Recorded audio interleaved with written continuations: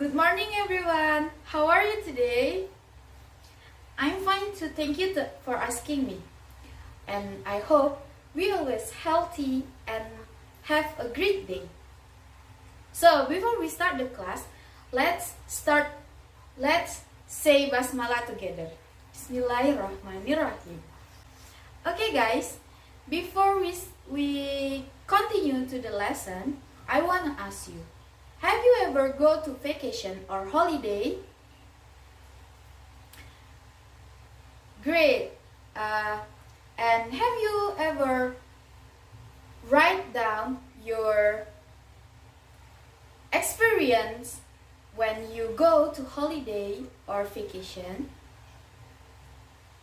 So guys, today we will learn about the recontext. The context is the text that tell us about the past event. And when you write the story of your experience, that is the kind of the recontext. At the end of this lesson, you will be able to know what is a recontext and the structure of a recontext. So, let me explain you about the recontext. What is recontext? A recontext is a text that retell a past event, usually personal experience. And the purpose is to inform or entertain the readers by recounting past experience. Did you know that recontexts have a three structure? First is orientation, second is event, and the third is reorientation. Let me tell you what is the meaning of the structure. First is orientation, is to introduce the participant, time, and the place of the event. And the second is describe the event. The event is describe the sequence of events that happened. And the last is reorientation. Reorientation provide a concluding comment or a summary of the event. So now let's take a look at the example of the structure in recontext. So the first paragraph is, last week my family and I went to Batu to visit the Batu Secret Zoo. It was my little brother's dream to go there. This paragraph called orientation. Why?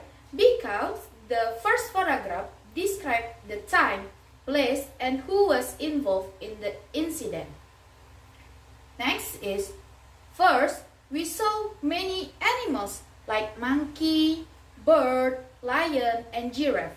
Then we played at the playground and had lunch inside the zoo. The food was tasty and the weather was nice. So, why that the second paragraph that called the event? That's right, because in the second paragraph it tells the series of the event that occurred during the trip, including the activity carried out and the things seen.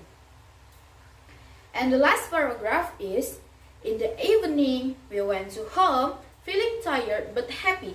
It was a fun trip and we hope to visit again someday.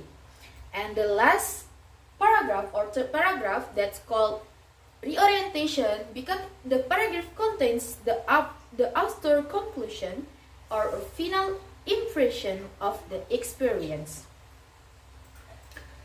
Now, I want you to take a look again in the screen, and I have another example of short recontext, and I want you to analyze the structure of the text.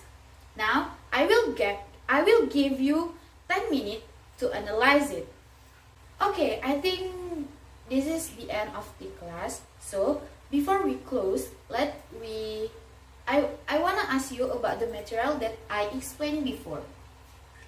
So guys, what are we learn today?